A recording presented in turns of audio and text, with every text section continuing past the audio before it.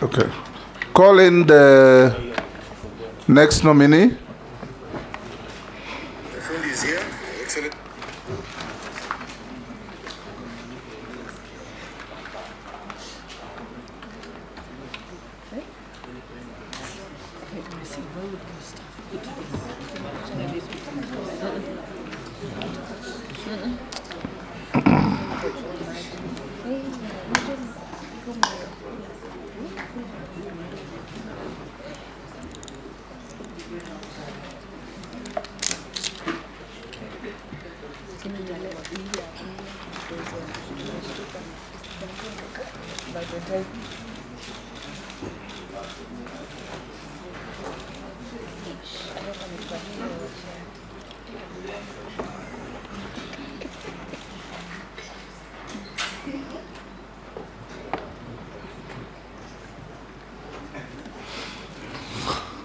Good evening.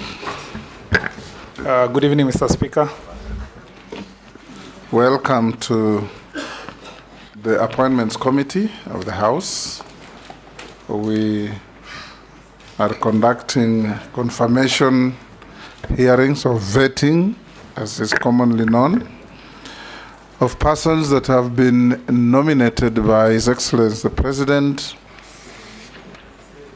to be checked to see if they are suitable to hold office as cabinet secretaries. Your name is Honorable Onesimus Kipchumba Murkomen EGH. Yes, Mr. Speaker. For the record, the committee here is chaired by yours truly, the Speaker of the National Assembly. On my right is the Deputy Speaker, Honorable Gladys Bose. Jeremiah Ndombi on my left is the Deputy Clerk. I'll invite all the members to introduce themselves, starting with Naisula, for the record. Naisula Lesuda, MP Samburu West. Kimani Shongo. Junet Mohammed. Nelson Koech. Kosing David. Gikaria David.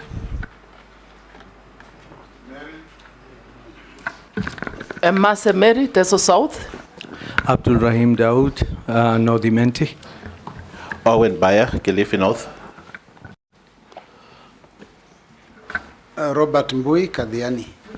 Stephen Mule, Matungulu. Didoraso Saku. Abdishurie Balambala. Mishimboko Likoni. Rehab Mukami, Nyeri. Kitonga Murugara Tharaka. Thank you, Honorable Murkomen. You will, of course, be asked questions to answer them on oath. We have the holy books there. We have the Bible, we have the Hindu holy book, and the Quran. Depending on your faith, which one do you swear by? The Holy Bible. Take it in your right hand and recite the oath. I, Onesimus Kipchumba Murkomen, do swear that the evidence I shall give before this committee of the matter under its consideration shall be the truth, the whole truth, and nothing but the truth. So help me God.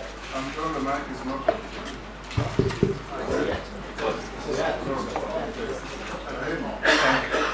You are suffering from diminishing returns. You may sign the oath.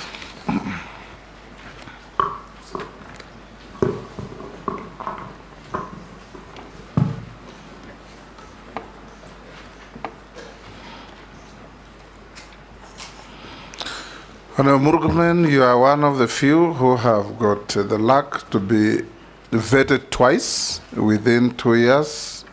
This is the same committee that vetted you some about 18 months ago.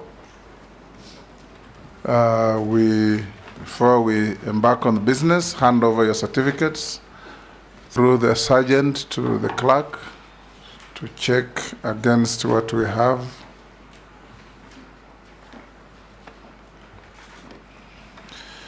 You've also been a colleague of all these members in Parliament for the last 2 terms. In fact, 2.5 terms, or 2 terms and some fraction. So these are your colleagues. I have directed them in cases where we have met former colleagues like Wandai, like Badi, to ask questions without fear or favor, with dignity and respect to each other. And we want precise and concise answers to punguze story mingi. And I've also requested the members that avoid unnecessary preambles to your questions. You just ask your questions so that they can be responded to. So to start in earnest, Honorable Murkomen, give us a short, no more than 5-minute opening statement telling us your name, your educational background, your work experience, your key competences that make you suitable for the appointment to which you have been nominated as Cabinet Secretary.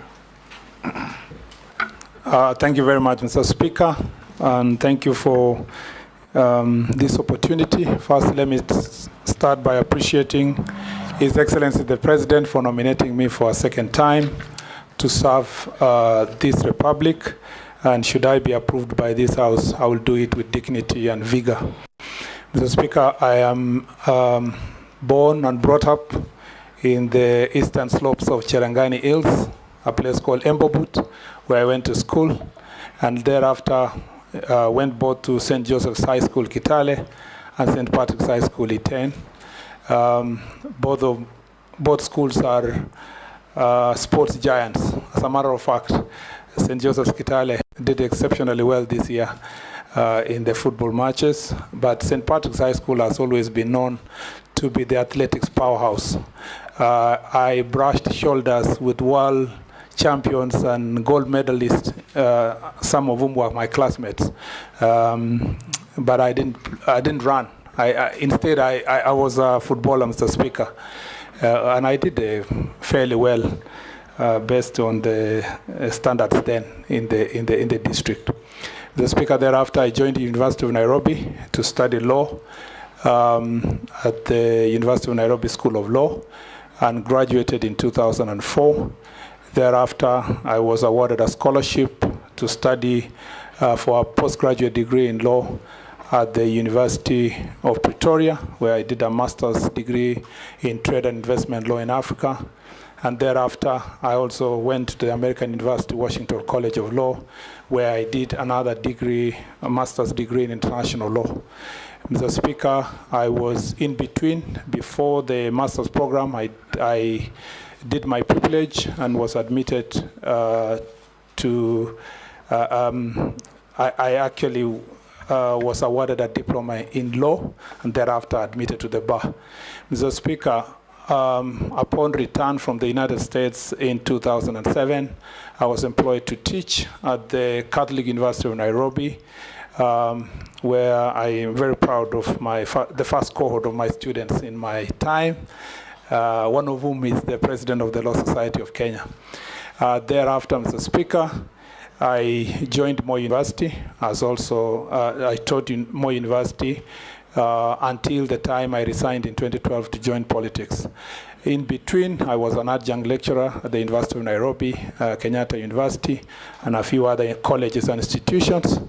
And Honorable Junaid Mohammed was a beneficiary of that knowledge, Mr. Speaker, in the legal profession. Mr. Speaker, other than that, I need to say that the most relevant part of this experience in the university and college, Mr. Speaker, is the fact that throughout my tenure from high school to the university, I was a student leader. As a matter of fact, at the University of Nairobi, I was the first student to be elected to the president of the Law Society in my second year. And Mr. Speaker, I also served as chair for SONU for a short period of time as we reconstituted SONU. And Mr. Speaker, I also was the CU chair, not just for the University of Nairobi, but all the CUs in the country. I am a product of student movement. I have been brought up, mentored, both in Christian leadership circles and also in the political movement of students. When you say CU means Christian Union. Christian Union, yes, Mr. Speaker. Someone can think it's Cafeteria Union. It's not CCU at the University of Nairobi. It's actually, Mr. Speaker, the Christian Union. Mr. Speaker, I was the president of the Fellowship of Christian Unions leadership across the country. Mr. Speaker, beyond that, I need to say that I also was a board member of the Youth Agenda, where our focus was to make sure that we mainstream youth issues. Mr. Speaker, I have worked with many civil society, both as a consultant, but also as a volunteer in the board. I do a lot of sports-related issues. Mr. Speaker, I was the captain of Bunge FC. And I see my members here, Mr. Speaker. Honorable Kikaria was a fantastic midfielder, a bit aggressive sometimes, but Mr. Speaker, I was the captain, and we did exceptionally well during my tenure, and I scored so many goals in different countries in East Africa. I say this, Mr. Speaker, because of the relevance of this sector of creative economy, youth, and sports. And Mr. Speaker, I'm a passionate sports fan, Mr. Speaker, and I believe that my nomination shall contribute to making the issues of the youth, Mr. Speaker, successful. I need to conclude by saying that I was elected in 2013 as a very young leader, not too young, but at least within the bracket of the youth. I was 32 years old. I came to the Senate, Mr. Speaker, and served immediately, nominated to serve in Pan-African Parliament, became the chair of devolution committee, graduated quickly to become the deputy majority leader. By second term, Mr. Speaker, I was the majority leader in the Senate. And Mr. Speaker, in my third term, in all these situations, the people of Elgeyo Marakwet County elected me 3 times by a minimum of 75% of the votes. As a matter of fact, the last term, I was elected by 90% of the votes. Mr. Speaker, in all these processes of leadership, I got an opportunity to serve as a cabinet secretary for roads and transport, a position I held for until the 11th of November, 11th of July, when the president dissolved the cabinet. Mr. Speaker. He didn't dissolve, he dismissed. Yes, Mr. Speaker. Yes. Until then, I served in that capacity, Mr. Speaker. I thank you. Thank you, Honorable Murkomen. Welcome. I'll now invite